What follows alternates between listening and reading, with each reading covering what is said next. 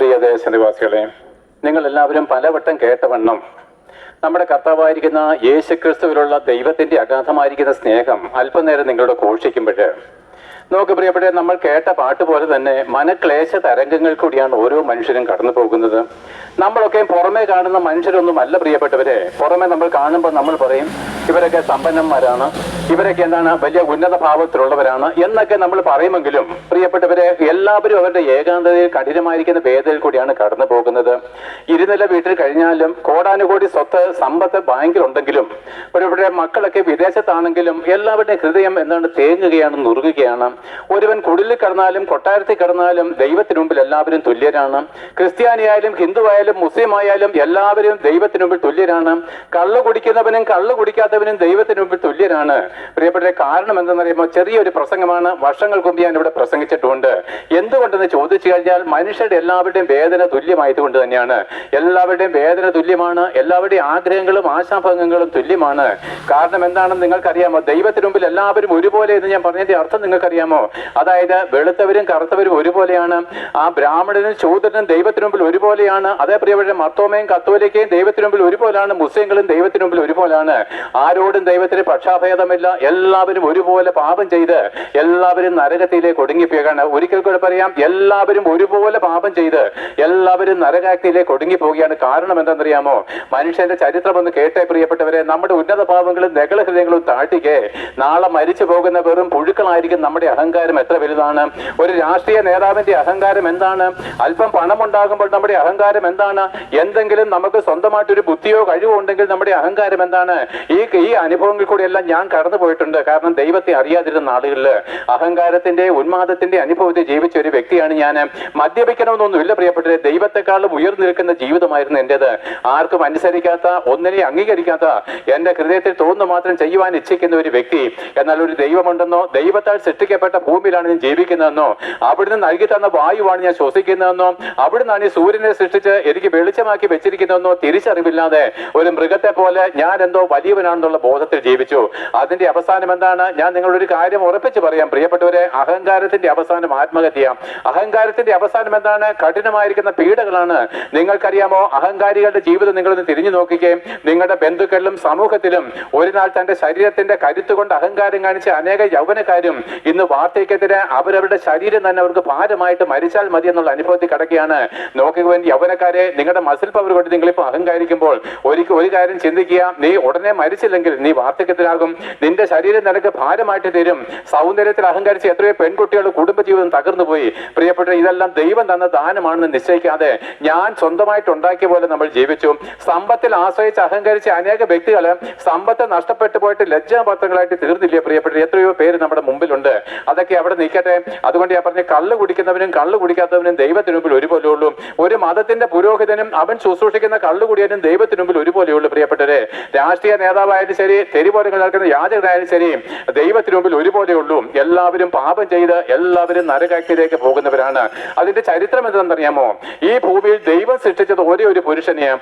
നമ്മളെ ആരെയും ദൈവം സൃഷ്ടിച്ചതല്ല പ്രിയപ്പെട്ടവരെ. നമ്മൾ പലപ്പോഴും വിചാരിക്കും നമ്മൾ ദൈവത്തിന്റെ മക്കളാണ്. അല്ല പ്രിയപ്പെട്ടവരെ, ഇവിടുത്തെ ക്രിസ്തീയ മതവിശ്വാസികൾ പറയും അവർ ദൈവത്തിന്റെ മക്കളാണ്. പക്ഷെ അവര് പറയും അവർ പാപികളും ദോഷികളുമാണെന്ന്. അങ്ങനെയാണെങ്കിൽ അവരുടെ പിതാവായിരിക്കുന്ന ദൈവവും പാപിയായിട്ട് വരേണ്ടേ? സാധ്യമല്ല. അതുകൊണ്ട് കേട്ടുകൊള്ളുവിന്, നമ്മളെല്ലാവരും ഒരു പുരുഷന്റെ രക്തത്തിൽ നിന്നുണ്ടായതാണ്. ദൈവത്തിന്റെ മക്കളായിട്ട് ഇവിടെ ആരും ജനിക്കുന്നില്ല. എല്ലാവരും ആദം എന്ന് പറഞ്ഞ ഒരു പാപിയുടെ രക്തത്തിൽ ജനിച്ചവരാണ്. ആദം ആരാണെന്നറിയാമോ പ്രിയപ്പെട്ടവരെ? മനുഷ്യൻ കുരങ്ങ് രൂപാന്തരം ചെയ്ത് വന്നതല്ല. പിന്നെയോ 6000 വർഷങ്ങൾക്ക് മുമ്പ് ദൈവം തന്റെ അതേ രൂപത്തിലും സാദൃശ്യത്തിലും മണ്ണുകൊണ്ട് ഈ പൂഴിയിൽ നിന്ന് മനുഷ്യന്റെ പ്രതിമയുണ്ടാക്കി അതിലെന്താണ് തന്റെ ശ്വാസമൂതി അവനെ ജീവനുള്ള മനുഷ്യനാക്കി നിർത്തി. 2 പുരുഷന്മാരെ ദൈവം സൃഷ്ടിച്ചിട്ടില്ല, ഒരേ ഒരു പുരുഷൻ. അവൻ ആദമെന്ന് പേരിട്ടു. അവനെ സന്താന പുരുഷന്മാരായിട്ട് ഭൂമി നിറയേണ്ടതിനും ആകാശത്തിലെ പർവ്വജാതികളുടെ മേലും സമുദ്രത്തിലെ ജീവജന്തുക്കളുടെ മേലും നിലത്തെഴിയുന്ന സകല ഉലകജാതികളുടെ മേലും വാഴുവാനായിട്ട് അവനെ ദൈവം എന്താണ് അധികാരപ്പെടുത്തി. അവനിൽ നിന്ന് തന്നെ ദൈവം ഭാര്യയെ സൃഷ്ടിച്ചു കൊടുത്തു. എന്നിട്ട് എന്താണ്? ആദ്യത്തെ വിവാഹ ഉടമ്പടി ദൈവത്താൽ ആശീർവദിച്ചു. നിങ്ങൾ സന്താന പുഷ്ടിയുള്ളവരായിട്ട് ഭൂമി നിറയുവാൻ അവരെ അനുഗ്രഹിച്ചു.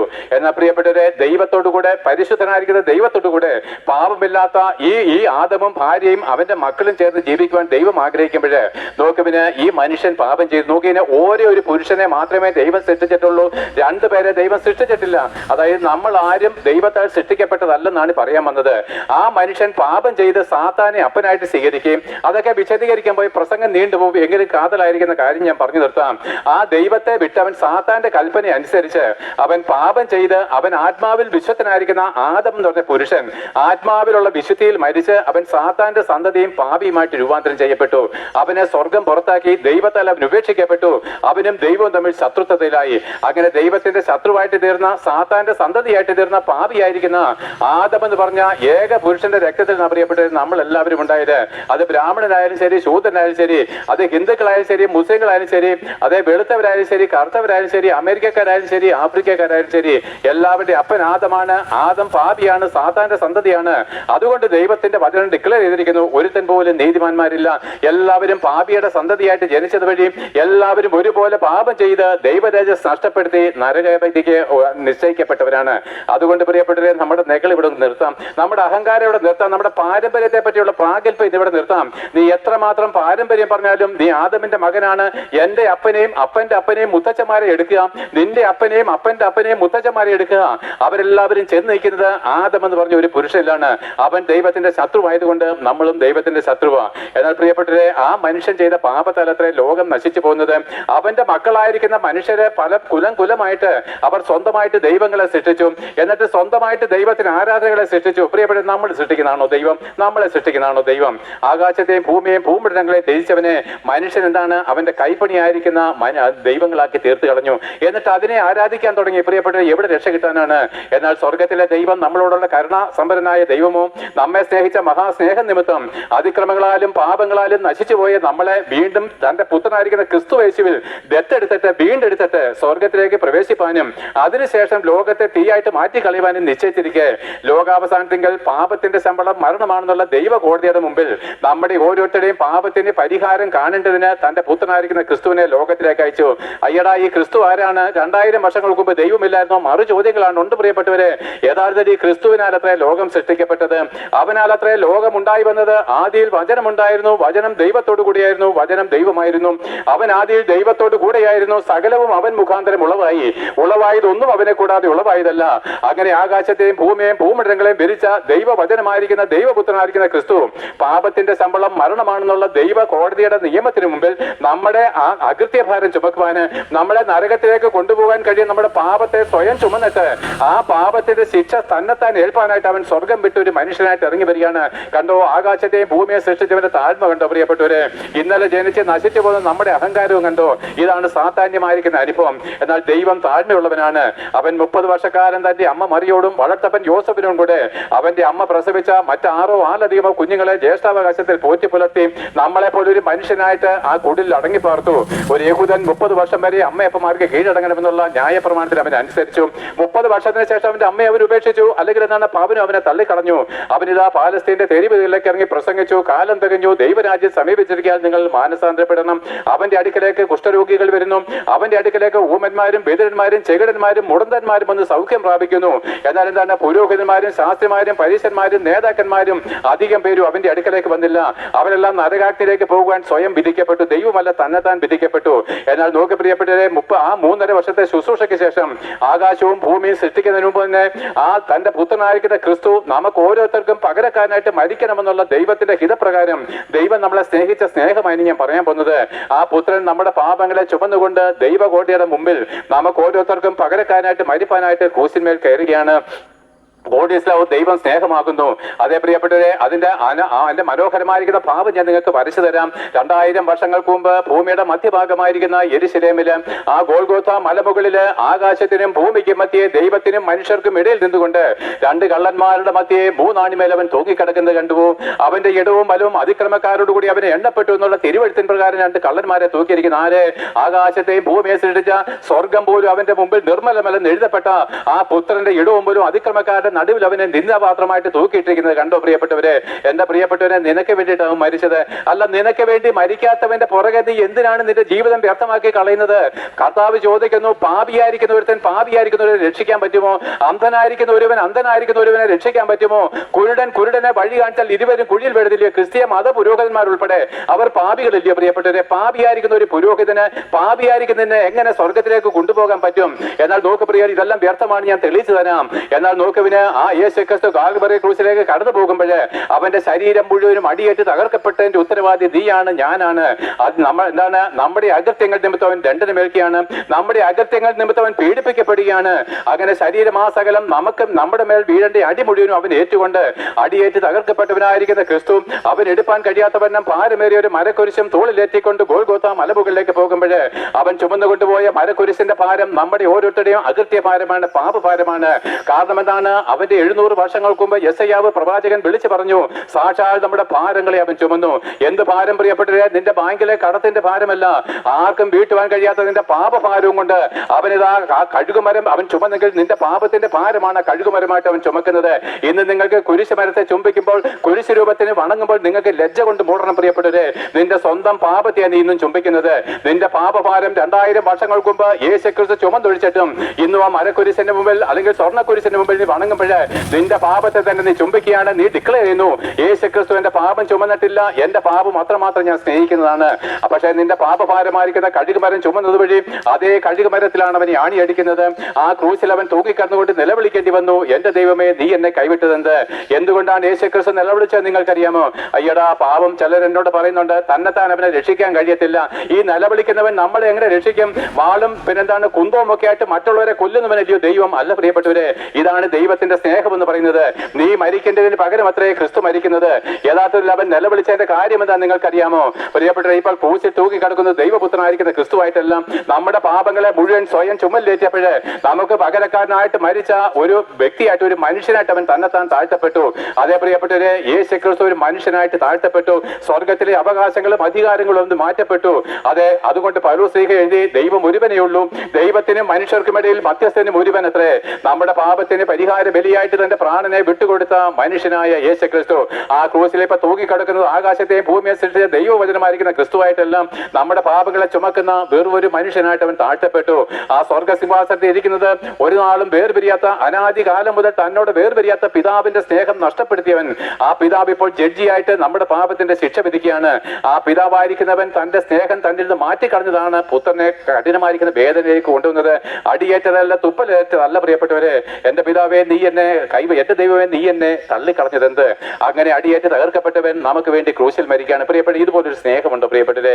പാപിയായിരിക്കും നമുക്ക് വേണ്ടി, ശത്രുവായിരിക്കും നമുക്ക് വേണ്ടി മരിപ്പാൻ തക്കവണ്ണ ഒരു സ്നേഹം കാണിപ്പാൻ ആർക്ക് കഴിയും? അയ്യോ, ചക്കരെ തേനെ എന്ന് വിളിക്കുന്ന നിന്റെ ഭാര്യ നിനക്ക് വേണ്ടി മരിക്കത്തില്ല. അച്ചായാന്ന് സ്നേഹപൂർവ്വം മുഴുവൻ വിളിക്കാതെ നിന്റെ ഭാര്യ നിനക്ക് വേണ്ടി മരിക്കത്തില്ല. നിങ്ങളിൽ ഒരുവൻ ഒരു തെറ്റ് ചെയ്താൽ പറയും, കണക്കായി പോയി, നിന്റെ കയ്യിലിരിപ്പാടായതെന്ന് പറയും. എന്നാൽ പ്രിയപ്പെട്ടെ, നാം കഠിനമായിരിക്കുന്ന പാപം ചെയ്ത് ദൈവത്തെ തള്ളിക്കളഞ്ഞിട്ടും അവൻ നമുക്ക് വേണ്ടി മരിക്കണമെങ്കിൽ അവന് നമ്മളോട് അഗാധമായിരിക്കുന്ന സ്നേഹം എത്ര വലുതാണ്. എന്നാൽ ആ യേശുക്രിസ്തു കാൽവരി ക്രൂശിൽ മരിച്ചപ്പോൾ യാഗം നിർത്തലാക്കി ഇതാ തിരശ്ശീല കീറി ദൈവത്തിന്റെ മുമ്പിലേക്ക് ഏത് പാപിക്കും സന്തോഷത്തോടെ ധൈര്യത്തോടെ കടന്നു ചെല്ലുവാൻ തക്കവണ്ണം ദൈവവും മനുഷ്യൻ നമ്മുടെ ശത്രുത്വം നീക്കം ചെയ്ത വഴി പൗരോഹിത്യം നീക്കി. പ്രിയപ്പെട്ടവരെ, പൗരോഹിത്യം പിന്നില്ല. യാഗങ്ങളോ ബലികളോ കർമ്മങ്ങളോ ആചാരങ്ങളോ വഴിപാടുകളോ തീർത്ഥാടനങ്ങളോ നോയമ്പുകളോ പദയാത്രകളോ പെരുന്നാളുകളോ തിരുനാളുകളോ നിങ്ങൾ ഇനി കൂടുതൽ ഏത് ജാതി മതസ്ഥരും ശരി, ദൈവത്തിന് മുമ്പിൽ നിങ്ങൾ കുറ്റക്കാരാണ്. നിങ്ങൾ നിങ്ങളുടെ ആചാരങ്ങളും വഴിപാടുകളും യാഗങ്ങളും ബലികളുടെ എണ്ണം കൂട്ടുന്തോറും നിങ്ങളുടെ വേദന കൂടുകയാണ്. കഴിഞ്ഞ വർഷം ഉണ്ടായിരുന്ന സന്തോഷം നിനക്കില്ല, നിന്റെ വഴിപാടിന്റെ എണ്ണം കൂട്ടി. എന്തുകൊണ്ട്? നീ ദൈവത്തിന് ശത്രുത്വം കാണിക്കുന്നു. നോയമ്പ് നോക്കുമ്പോൾ നിങ്ങൾ വിചാരിക്കും ദൈവത്തിന് പ്രസാദമല്ല, ദൈവത്തിന് വെറുപ്പാണ്.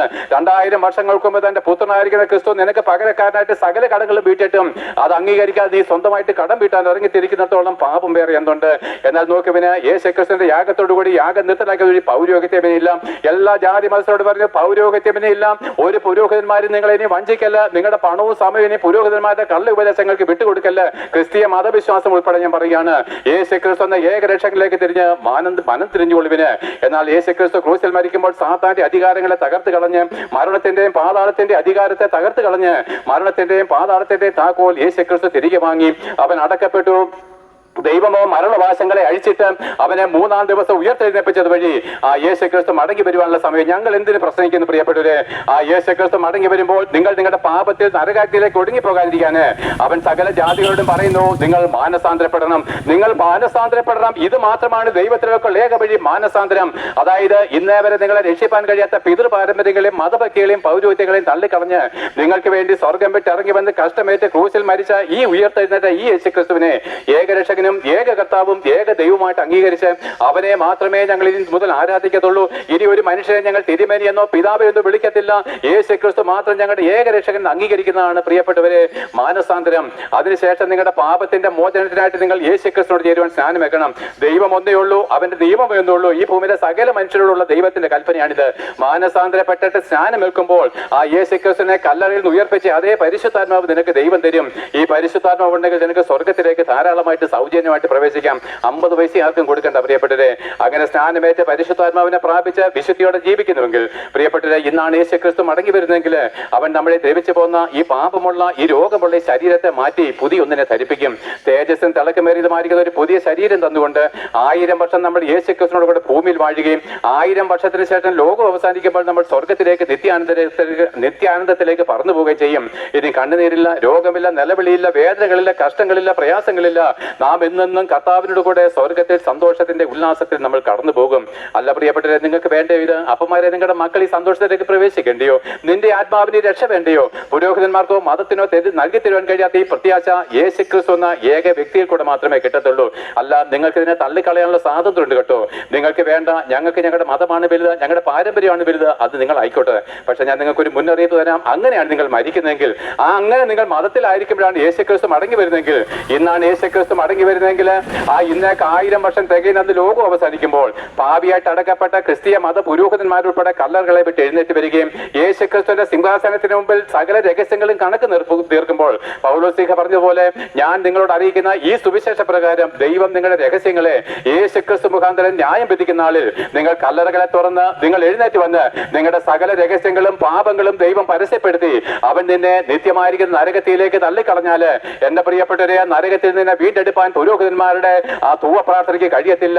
ഞാനൊരു ഹിന്ദുവായിരുന്നപ്പോഴെന്താണ് ഞങ്ങളുടെ പുരോഹിതന്മാർ ചെയ്യുന്ന പിണ്ടാടി നിങ്ങൾക്ക് കഴിയത്തില്ല. നിങ്ങൾ എന്നേക്കുമായിട്ട് നിത്യദണ്ഡനത്തിലേക്ക് അടിമപ്പെടും. എന്നേക്കുമായിട്ട് തീപ്പൊയ്കയിൽ നിങ്ങൾ അമർച്ച ചെയ്യപ്പെടും. പ്രിയപ്പെട്ടവരെ, നിന്നെ രക്ഷിപ്പാൻ ഒരു പുരോഹിതന്മാർക്കും കഴിയത്തില്ല. നിന്നെ രക്ഷിപ്പാൻ ഒരു നേതാക്കന്മാർക്കും സമ്പത്തിനും കഴിയത്തില്ല. ഒരു നാളും ഒരു മടങ്ങി വരവില്ല. പ്രിയപ്പെട്ടവരെ, പുരോഹിതന്മാരുടെ തൂവ പ്രാർത്ഥനയ്ക്ക് നിന്നെ മടങ്ങി കൊണ്ടുവരാനും കഴിയത്തില്ല. ആകയാൽ നോക്കുവിന് ഒരു നാളും തീർന്നു പോകാത്ത നരകാഗ്നിയിലേക്ക് എന്നെന്നുമായിട്ട് നിങ്ങൾ വെന്ത് എരിഞ്ഞുകൊണ്ടിരിക്കും. അത് വേണ്ട എന്നുണ്ടെങ്കിൽ പ്രിയപ്പെട്ടവരെ, സിമ്പിളായിട്ട് സൗജന്യമായിട്ട് നീതീകരിക്കുന്ന യേശുക്രിസ്തുവിന്റെ രക്തത്തിലേക്ക് തിരിഞ്ഞ് അവന്റെ രക്തത്താലുള്ള പാപമോചനം വിശ്വാസത്താൽ നേടി ദൈവത്തിന്റെ മക്കളും വിശുദ്ധരുമായിട്ട് സ്വർഗീയ പ്രവേശനം സാധ്യമാക്കിക്കൊള്ളുവെന്ന് ഘോഷിച്ചുകൊണ്ട് ഈ പ്രസംഗം ഇവിടെ നിർത്തുന്നു. വിശ്വസിക്കുന്ന ഏവരെയും യേശുക്രിസ്തു മുഖാന്തരം ദൈവം അനുഗ്രഹിക്കട്ടെ.